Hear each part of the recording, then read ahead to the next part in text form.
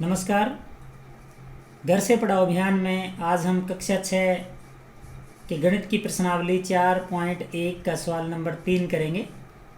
सवाल नंबर 3 है, संलग्न आकृति को देखकर नाम लिखिए। ये आकृति हमें दी गई है, इसको देखकर हमें निम्न प्रश्नों के उत्तर देने हैं। जैसे ए पार्ट है, रेखाएं जिनमें बिंदु ई सम्मिलित हो। ऐसी रेखाओं के नाम लिखने जिनमें ई बिंदु सम्मिलित हो। तो बच्चों, ये बहुत सी ऐसी रेखाएं हो सकती हैं, जैसे ए ई, बी ई,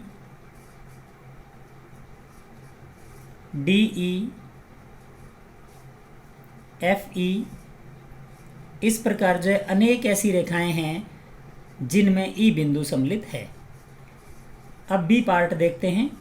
ए से होकर जाने वाली रेखा, इस बिंदु से जाने वाली रेखाएं, तो बच्चों इस बिंदु से जाने वाली रेखाएं भी अनेक हो सकती हैं, जैसे बी ए, डी ए इत्यादि। बहुत सी ऐसी रेखाएं हैं जो यहाँ पर ए बिंदु से गुजर रही हैं।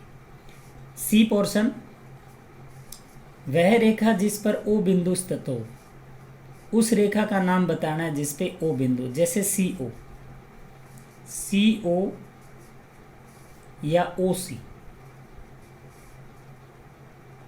इन रेखाओं पे जो है ओ बिंदु स्थित है। डी भाग करते हैं अब। प्रतिच्छेदी रेखाओं के युग्म, यानी ऐसी दो रेखाएं जो एक बिंदु पे काटती हैं, वो प्रतिच्छेदी रेखाएं कहलाती हैं। उनके युग्म बताने, तो एक तो सी ओ और ए ई या ई डी, ए डी कुछ भी लिख सकते हैं। एक तो आ जाएगा बच्चों सी ओ और ए डी।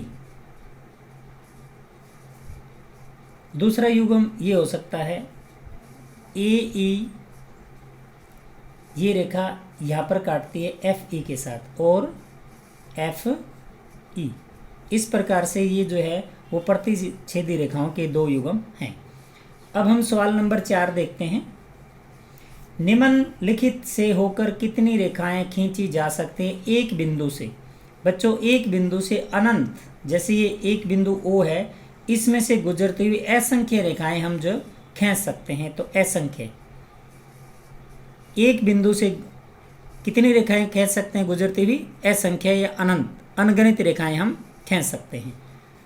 दो बिंदु से, बी पोर्शन है इसका, दो बिंदु से, दो बिंदु दिए हुए हैं ए और बी, इनमें से केवल एक रेखा, अगर दो बिंदु निश्चित दिए हैं तो उनमें से केवल एक रेखा ही हम खींच सकते हैं गुजरती हुई। तो मुझे आशा है कि ये दोनों सवाल आपको अच्छी प्रकार से समझ में आ गए होंगे। धन्यवाद।